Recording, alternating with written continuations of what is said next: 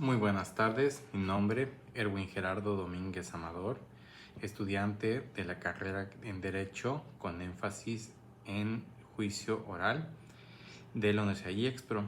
En este momento me permito desarrollar mi actividad de la semana 2, podcast educativo, del cuatrimestre séptimo de la materia de Derecho Procesal Constitucional.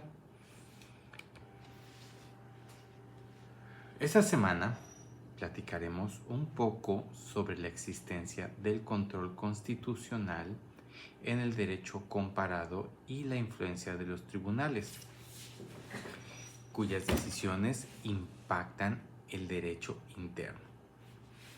Como primer punto, quisiera abordar que el control constitucional en el derecho comparado se entiende como el conjunto de recursos jurídicos diseñados para verificar la correspondencia entre los actos del poder público y la Constitución. Esto es algo muy importante porque de aquí se determina cuáles son los alcances de lo que son el poder, las autoridades y lo que nos rige como mexicanos, como gobernados en la Constitución, asegurando la supremacía constitucional. ¿Qué quiere decir esto?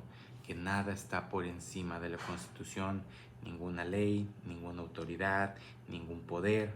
Todos nos regimos sobre la Carta Magna, en el cual se encuentran tanto nuestros derechos como obligaciones.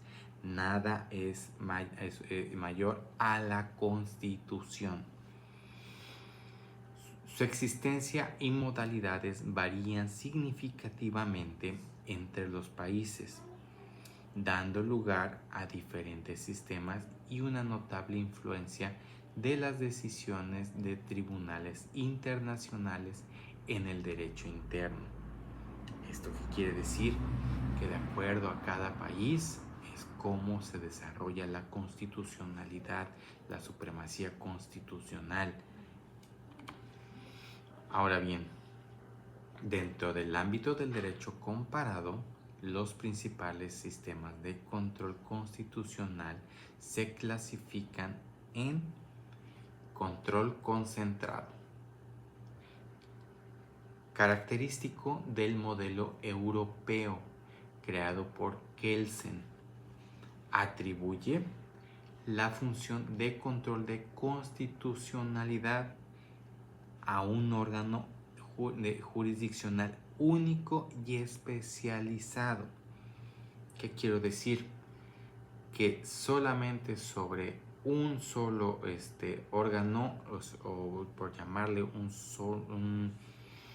la Suprema Corte, en este caso con México, recae lo que es el control de los actos constitucionales.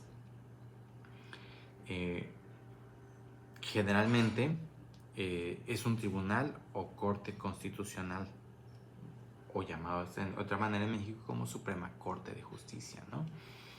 Sus decisiones suelen tener efectos generales, erga omnes, y pueden invalidar leyes. ¿Qué quiero decir?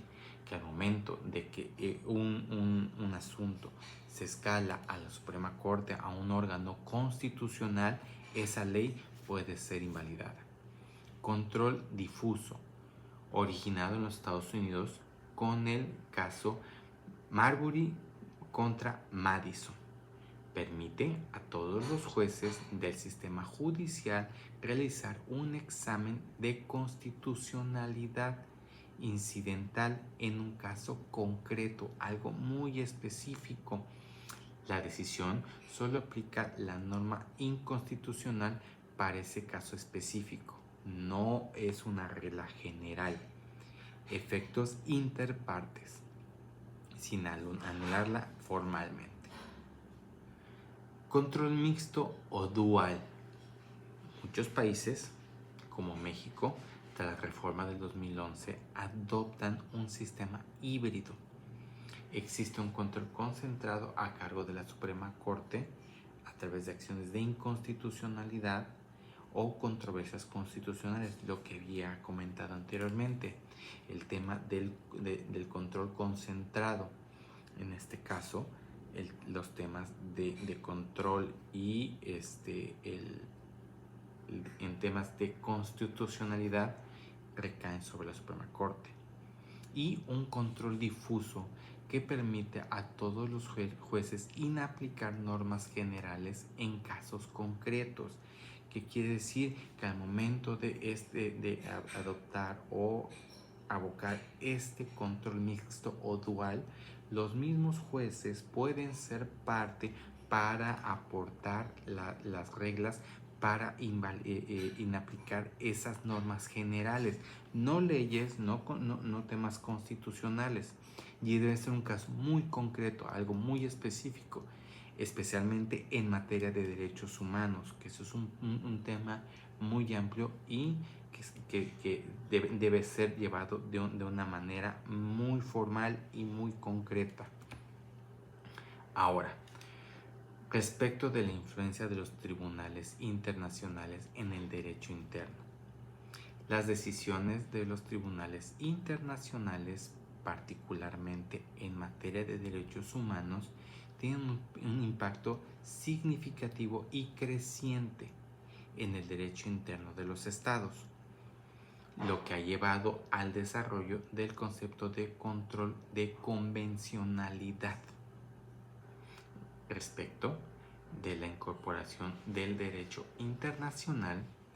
Los estados, mediante sus constituciones y ratificación de tratados, integran las normas internacionales a su ordenamiento jurídico interno.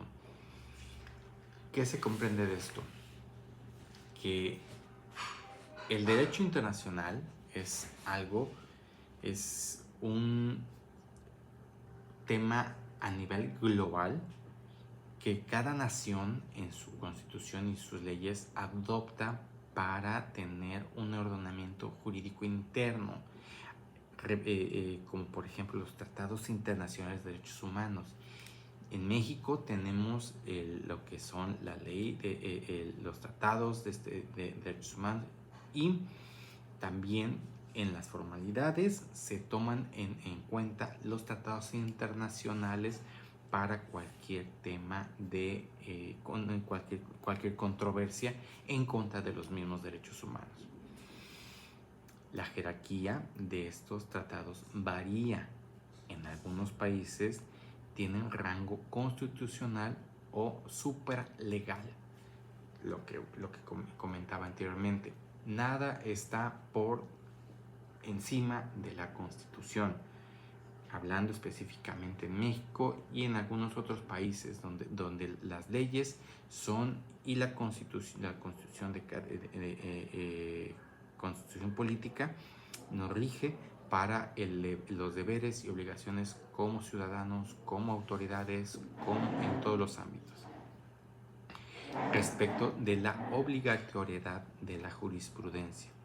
La jurisprudencia de tribunales regionales como la Corte Interamericana de Derechos Humanos o el Tribunal Europeo de Derechos Humanos es vinculante para los estados, parte y guía de la interpretación de las normas internas sobre los derechos humanos. Como había comentado anteriormente, los tratados internacionales son también parte de las decisiones de cada estado, de cada país.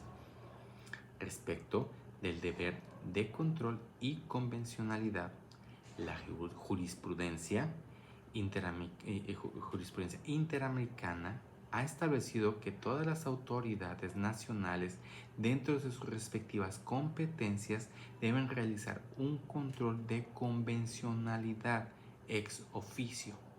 Esto implica verificar que las normas y actos internos sean compatibles con la Convención Americana sobre Derechos Humanos y la interpretación que de ella hace la Corte Internacional de Derechos Humanos.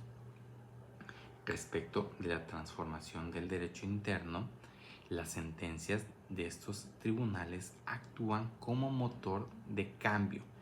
Pueden obligar a los estados a modificar leyes, políticas públicas o prácticas judiciales de tutela judicial efectiva de los derechos humanos. En México, por ejemplo, la reforma constitucional del 2011 y la jurisprudencia de la Suprema Corte reflejan esta apertura hacia el derecho internacional de los derechos humanos y los precedentes interamericanos. Con esto me permito concluir mi participación. Agradezco su valioso tiempo.